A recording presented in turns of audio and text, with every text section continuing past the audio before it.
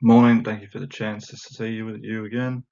Thank you for the opportunity to give you my report on implementing a PMO. I just wanted to highlight a few benefits, setbacks, resources needed and capabilities of PMO in order for it to take place.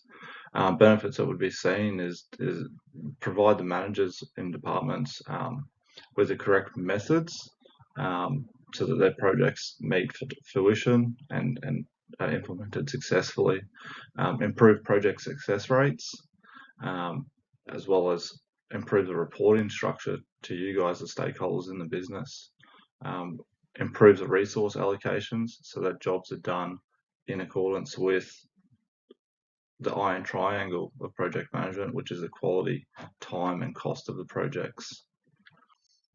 The setbacks that we would see in implementing a PMO would be the risk and change management procedures, particularly in those that would have that old mentality and old mindset of this is the way the project's always been done, why should we change it now?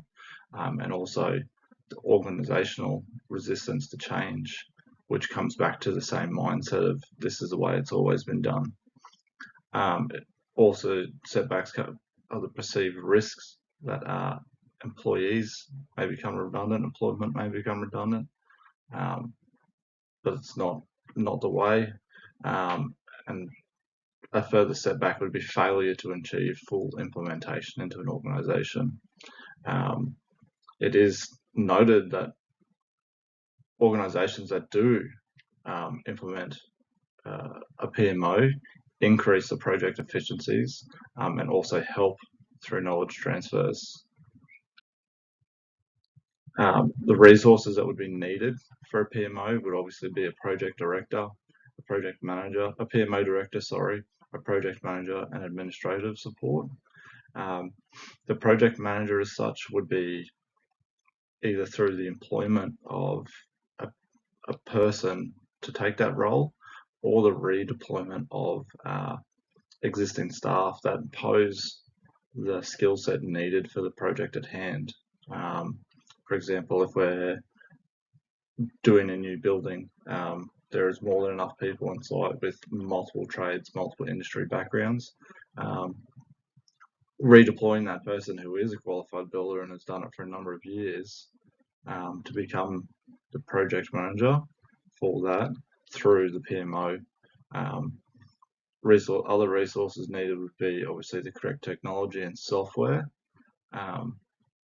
in order to have success and successful projects, a well-planned budget, etc.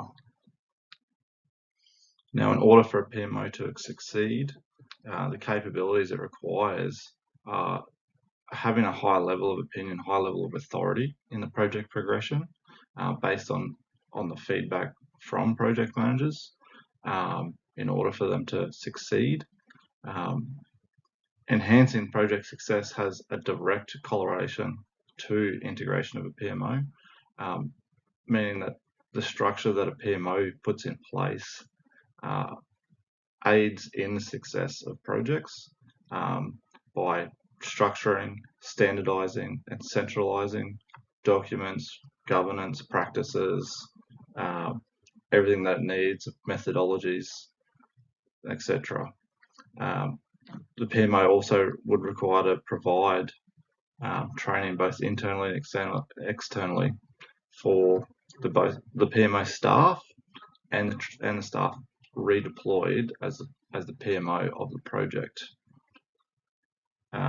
Also needs to dictate, have say in the projects that are chosen and the time frame that they're chosen on, based on the risks and the needs for the organisation and the future of the organisation.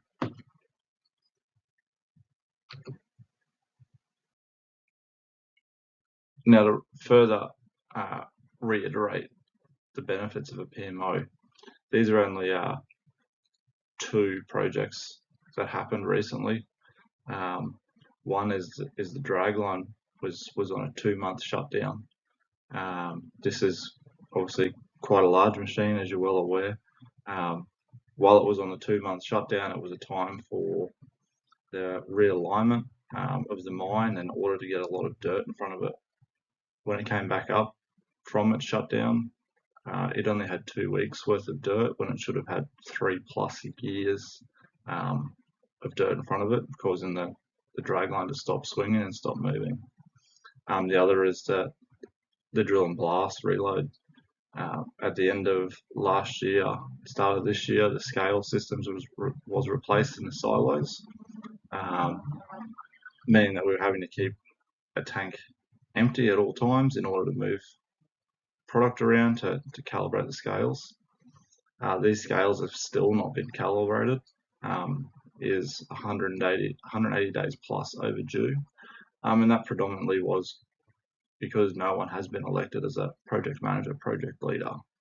In a PMO, it would have strict reporting guidelines, it would have accountability, you would need to have all the structure in place, and will have all the structure in place, and projects would get completed, both small projects like the scales, or even large planning infrastructure projects like the dragline shutdown.